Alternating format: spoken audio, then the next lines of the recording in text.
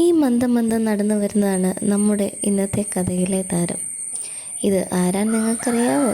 ആരാണിത്? ഇതാണ് കോഴിപ്പെണ്ണ്.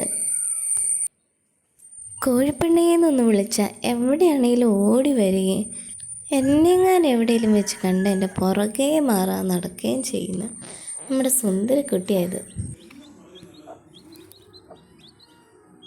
അവളിതാ മുട്ടയൊക്കെ ഇട്ട് അടയൊക്കെ ഇരുന്ന് കുഞ്ഞുങ്ങളെ വിരിയിച്ചിറക്കിയിട്ടുണ്ട്.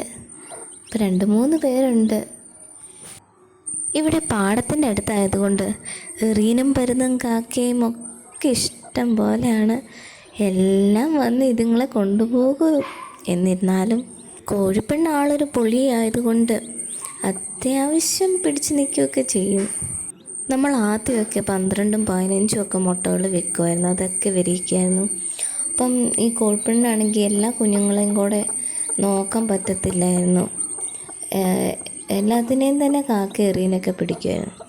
പിന്നെ നമ്മൾ 5-6 മുട്ട, പിന്നെ 3-4 മുട്ടയൊക്കെ ആക്കിയപ്പം അവൾ വിരിയിച്ചിറക്കി കഴിഞ്ഞ് കുഞ്ഞുങ്ങളെയായിട്ട് നടക്കുകയും ചെയ്യും. എറിയനും കാക്കയ്ക്ക് ഒന്നും ഒരവസരം കൊടുക്കുകയും ചെയ്യത്തില്ല.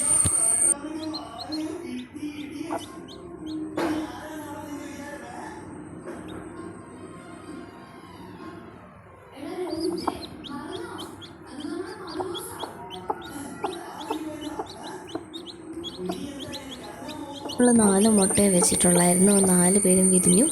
ഈ വെള്ളയാട്ടോ അവസാനം വിരിഞ്ഞ്. അതാണിങ്ങനെ.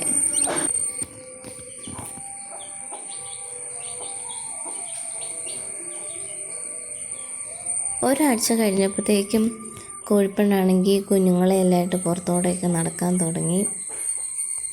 കോഴിപ്പെണ്ണിന് ഇതിന് മുമ്പുണ്ടായ കുഞ്ഞാണ് ഇതാ അപ്പുറത്ത് മാറി നിന്ന് തൂവലൊക്കെ വൃത്തിയാക്കിക്കൊണ്ടിരിക്കുന്നത്.